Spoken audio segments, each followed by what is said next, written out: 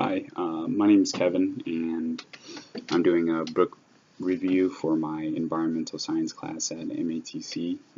The assignment was to read and review a nonfiction book, and the book that I chose is called Garbology, Our Dirty Love Affair with Trash by Edward Humes. And I wanted to read this book because as a kid in grade school, my classmates and I went on to a field trip to a landfill, the one by Stoughton in Madison, near Stoughton Road. And I just remember this because it was huge and it was empty. There were big metal machines flattening stuff. And I remember our teacher telling us that, this is where the trash went. Trash goes here. It's flattened, buried, and then the process is repeated as often as possible. And at that time, I thought that was a great solution to our trash problems. I mean, as a kid, I just thought, workers looked like they were having fun, and the place was huge. I thought it would last forever. But now that I'm older, I know the landfill's got to be much higher, and it's probably closer to being filled. And this kind of made me curious to what other solutions might be available to us, and what other solutions might be more viable. So I was hoping to find some answers within this book.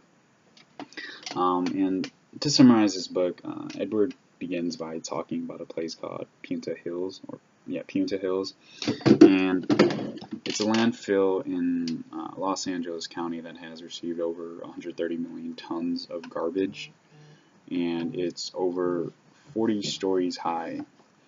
It was a canyon that has now turned into a garbage mountain. He mentions that the landfill, by definition, will someday be full, and when it does, the next question that community leaders usually ask is, now where are we going to put all the trash? But he raises a better question and asks, why do we have so much trash, and what might we do to make less of it? So Edward goes into the rise of consumerism and the effect that it has on the garbage crisis. So why do we have so much trash? Well, in the 1960s, only about 0.4% of municipal waste was plastic by weight, and by year 2000, almost 11% of that trash that Americans threw away were plastic products. And he attributes this dramatic increase in plastic due to the rising popularity of disposable products and due to the launch of television's golden age. In 1964, Coca-Cola introduced the soda can and ditched the reusable glass soda bottles. So just 3 years later, Nathaniel Wyeth invented a plastic soda bottle, and this was far superior to what Coca-Cola introduced. And this would be the cause for ending a half-century age of reusable glass containers. And the annual consumption for soda exceeded 50 gallons for every person in the nation since 2002. So that's equivalent to 160 billion 12-ounce soda cans, bottles, and paper cups a year that has to be put to the curb. Edward also mentions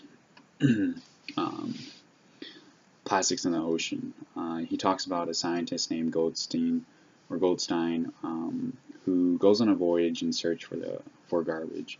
And she thinks that she's gonna have a hard time finding it, but as soon as she sets off for sail, she finds it very easy. In fact, she finds over 1,200 miles of small plastic bits of plastic that are spread out across the ocean.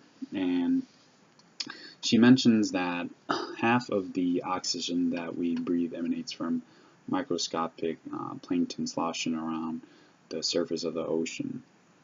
And Edward adds that if we were to inadvertently kill them off, the result could be devastating, but far less visible than something like deforestation or something.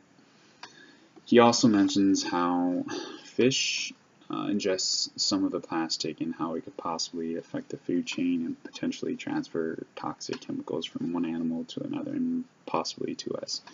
I'll say, for example, one fish eats one of those microbeads or nurdles that people wash their face with, and then they eat. Another fish eats it, another fish eats it, and then we catch that fish, and then we eat it. We're bringing that toxic chemical right back to us. And then at the end of the book, he kind of just talks about how a woman named Bea Johnson and her family changed their way of living to lower their waste. So, for example, some of the things that she does is she uses glass jars and bags at the grocery store to carry food. They buy in bulk, and they use cloth instead of paper towels, and cloth napkins instead of paper napkins. And they buy toilet paper that's wrapped in paper instead of plastic. But the main point of that chapter was to mention how the Johnson family wasn't looking to reduce their carbon footprint or to reduce their waste. They had moved from a big house to a small apartment and realized that they had a bunch of stuff that they didn't need, and eventually that spiraled to them looking for more things that they didn't need, and eventually they just stopped buying things that they didn't need at all. And for my analysis of the book, some of the main objectives that I found in the book were to give us an idea of how much trash an individual or collective can create. So just kind of showing some of the figures in the book. Edward mentions that although the U.S. is only about 5% of the total population, we create 25% of the world's trash. So that's a mind-boggling figure. And another objective was to give us an idea of why trash is a problem and how it got to be a problem, and then to give us some solutions as an individual. For example, he mentions at the end of his book to refuse buying things that you don't need, things that aren't necessary, and to go buy used and refurbished, and then to stop buying bottled water, which I think is a great idea.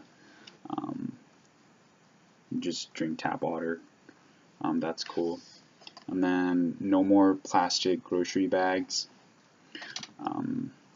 So yeah, use like mesh bags or something that you can reuse at a grocery store.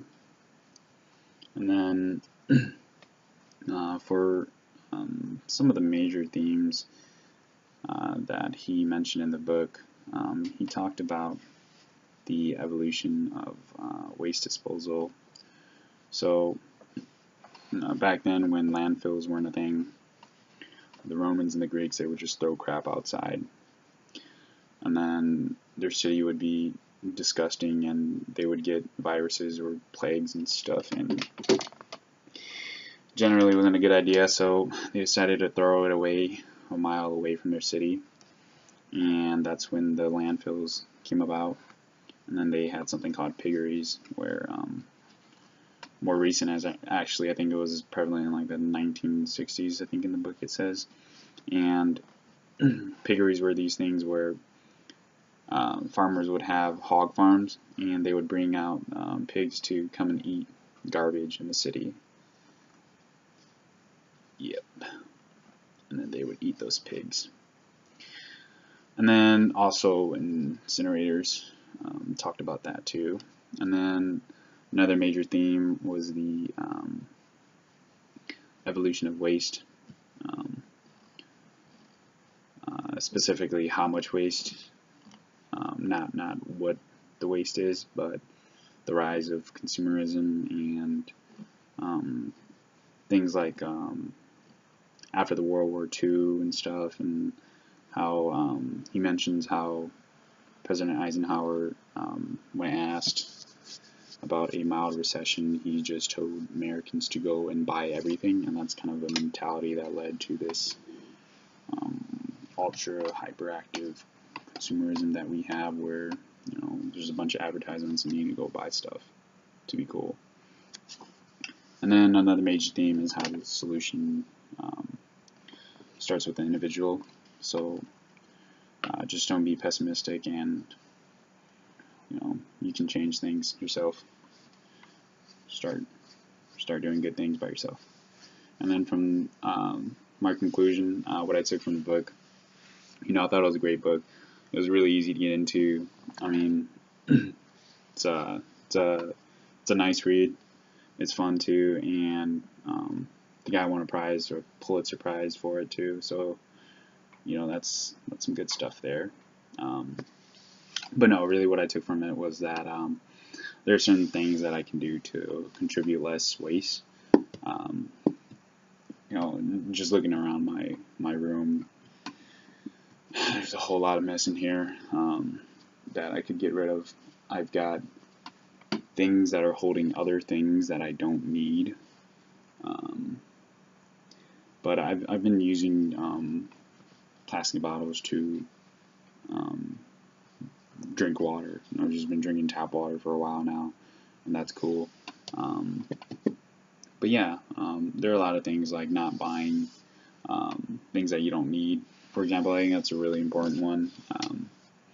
Just even if you don't care about not contributing waste, it's a good thing. You save money. Don't buy things you don't need. And would I recommend the book? Yeah, it's a good read.